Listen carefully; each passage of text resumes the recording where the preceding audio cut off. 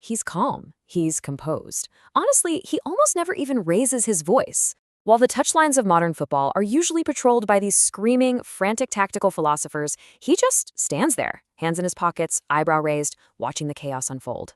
But behind that iconic, singular expression lies one of the sharpest, most adaptable, and frankly, most ruthless minds the beautiful game has ever seen. Welcome to a brand new explainer. Today we're exploring the story of a man who is arguably the most decorated, yet somehow most understated manager in modern football history, Carlo Ancelotti. 5. That's the unprecedented number of UEFA Champions League titles Carlo Ancelotti has won as a manager. I mean, just think about the gravity of that number for a second.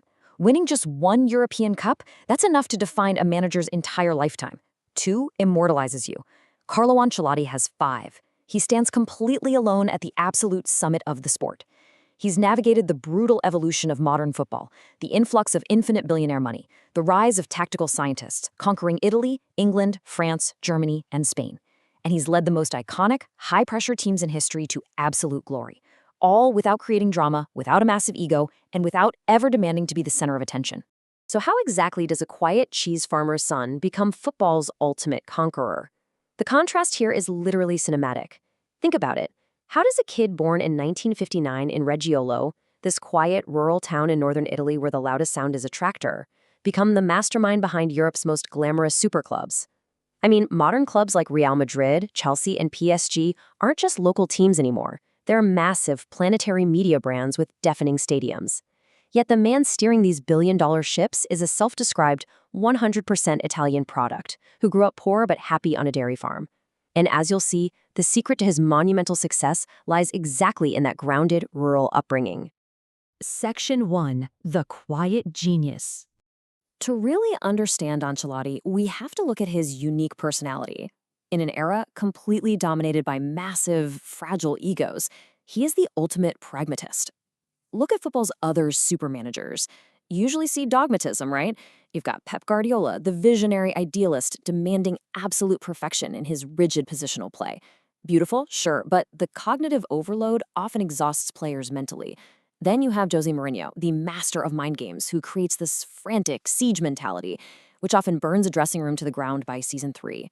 But Carlo Ancelotti, he's a deep breath of fresh air. He offers freedom instead of exhaustion. He doesn't care about imposing a trademarked Ancelotti ball on the world. He checks his ego at the door, looks at the world-class talent he has, and builds a bespoke system that lets those specific players thrive. And this pragmatism comes with an incredibly healthy dose of self-awareness. Check out this brilliantly revealing quote from his autobiography. He actually starts a chapter by writing, "My fat butt cheeks aren't a particularly edifying spectacle, but over time, it's taught me a lesson. My ass is earthquake-proof." You know, it's this renowned self-deprecating humor and unshakable calmness that lets him survive the highly volatile, toxic pressure cookers at clubs like Juventus, Chelsea, and Bayern Munich. When the ground is shaking and the media is screaming for his head, Ancelotti just stands firm, completely unfazed. Section 2. Tactical Flexibility. Be water.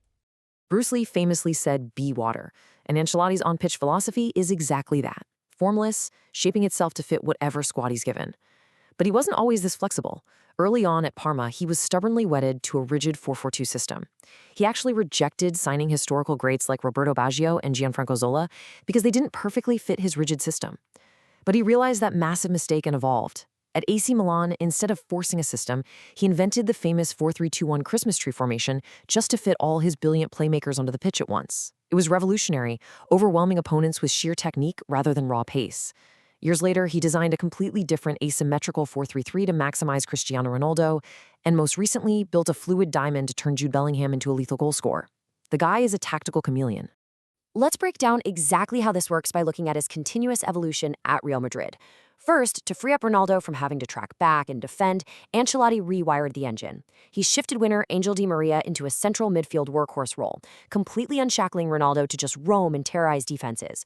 Later, when Ronaldo left, he shifted to overloading the left flank to isolate a lightning-fast Vinicius Jr. and a veteran Karim Benzema, creating pure magic in one-on-one situations. Then, with Benzema gone and legendary midfielders Toni Kroos and Luka Modric losing their pace, he shifted yet again. He deployed a dynamic diamond formation to protect those veterans and unleash young Jude Bellingham at the tip. He just solves massive squad problems seamlessly. This quote really hits the nail on the head regarding his mindset. Never believe that the tactics you deploy today and that have brought you great success will continue to be effective tomorrow. His true tactical genius isn't some complex, rigid passing network. It's his total lack of a fixed system. His ego is never attached to a formation. He doesn't need a tactical system named after him. He just needs to win.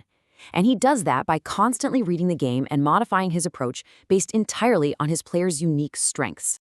Section 3. The Diva Whisperer.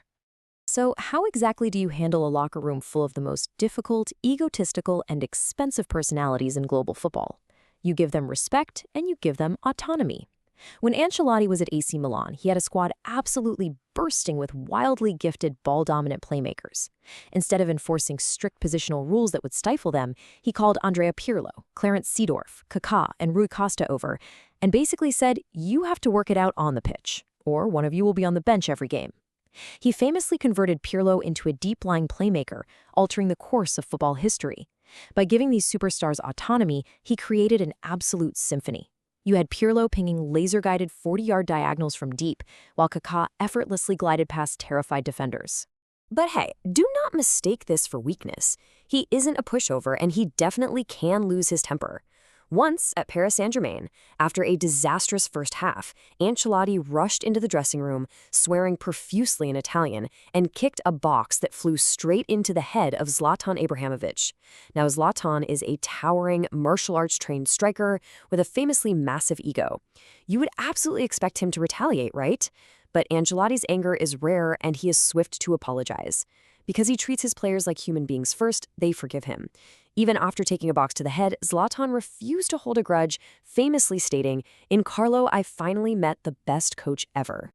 This profound trust really goes both ways. Consider this incredible detail from a white-knuckle Champions League semifinal against Pep Guardiola's terrifying Bayern Munich. In the absolute heat of battle, amidst the roaring cauldron of the stadium, Ancelotti was spotted on the touchline actually asking his veteran players on the bench, Toni Kroos and Marcelo, which substitutes he should bring on. He views his players as brilliant collaborators, not chess pieces to be micromanaged. If the relationship is good, they will run through brick walls for you. This unparalleled level of trust and humility is exactly why global megastars absolutely revere him. Section 4. Heartbreak and Redemption. But please, don't mistake his collaborative, calm demeanor for a lack of competitive fire. Ancelotti possesses an emotional resilience that is completely unmatched in the sport. Let's trace this cinematic timeline. In 2005, his AC Milan team suffered one of the most shocking collapses in football history, blowing a 3-0 halftime lead in the Champions League final to Liverpool in Istanbul. A 6-minute cataclysmic collapse. The devastating silence in that dressing room afterward was a psychological trauma that would have completely shattered 99% of managers. But Ancelotti never panics. He didn't tear up the squad, he didn't point fingers, he just kept building. 2 years later, he guided Milan right back to the final against that exact same opponent, securing a triumphant 2-1 revenge victory in Athens. He then marched into Real Madrid to win their obsessive, elusive 10th European Cup, La Decima, under suffocating pressure, before returning years later to capture his record-breaking 4th and 5th titles. His calm exterior completely masks a fiercely resilient, gladiator-like drive to win. Section 5. The Modern Master. We really need to explore how Ancelotti became the absolute perfect manager for the modern era of hyper-commercialized high-stakes football.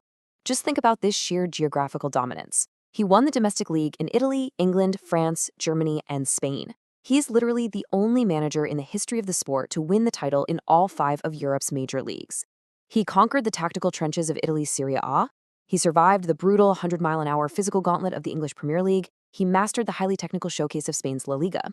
Because today's big football clubs are global corporate brands, Ancelotti, a quintessential European who's fluidly multilingual, navigates these completely different cultures and ecosystems with total ease. But of course, navigating these global brands means dealing with absurd, entirely irrational pressure from above. Get this. During his time at Chelsea, Ancelotti won the Premier League and FA Cup double. But at the start of his second season, his team won a match by a resounding score of 6-0. You'd think the owner would be thrilled, right? No. Chelsea's billionaire owner, Roman Abramovich, immediately summoned Ancelotti to his home for a harsh dressing down about the team's performance. Just one game into the season, after a 6-0 win, Ancelotti notes this was a giant red flag, but his true superpower is his detachment. He never lets the madness of billionaire owners or toxic media cycles break his spirit, simply accepting that getting sacked is just part of the modern game. So how does he stay so incredibly grounded? Well, by remembering what actually matters. A fellow coach once told him, football is the most important of the less important things in life. While other modern managers are locked in dark film rooms at 3 a.m., chugging caffeine and staring at laptops to find a fractional tactical gain, Ancelotti loves good food and fine wine. He's famous for 90-minute post-match tortellini dinners. During a lunch in London, he ordered a $100 bottle of good Alberto wine and waved off the waiter's offer to taste it, simply stating, "I don't need to try it. I know this wine." He is the true normal one.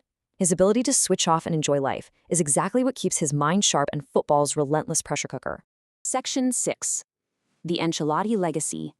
It's time to summarize his towering place in football history, contrasting his remarkably quiet nature with his incredibly loud trophy cabinet. Stack his monumental win record up against the other greats, and the data speaks entirely for itself. Pep Guardiola has 3 Champions League titles. Zinedine Zidane has 3. Bob Paisley has 3. Carlo Ancelotti has 5. While the modern media cycle obsesses over factory-made philosophies, complex blueprints, and visionary geniuses who reinvent the wheel, Ancelotti's flexible, player-empowering method is statistically the most successful in the entire history of European football. He doesn't need to brand his football to be remembered. The sheer weight of his silverware does all the talking for him. So, the ultimate takeaway from this explainer is this fundamental truth. Carlo Ancelotti survived and thrived in the demanding era of the football philosopher because he understood that systems don't win matches. Empowered, happy, and strategically positioned human beings do. His true genius isn't just drawing complicated, interlocking lines on a whiteboard. It's his absolute masterful grasp of human psychology seamlessly combined with tactical geometry. He places world-class players in the perfect position to succeed, gives them the confidence of absolute giants, and then simply gets out of their way. Which leaves us with this final, provocative thought. We live in a sporting era entirely obsessed with loud philosophies, dogmatic idealists, and managers who desperately want to be bigger than the club itself. But looking at his 5 Champions League titles and his historic conquests across Europe, you really have to ask yourself, is Carlo Ancelotti's quiet leadership, his completely formless, water-like adaptability, actually the most ruthless and effective weapon in football today? Does the future of the beautiful game truly belong to the exhausted philosophers, or does it belong to the pragmatists who simply know how to win? Think about it. Thanks for joining us for this explainer, and we'll catch you next time.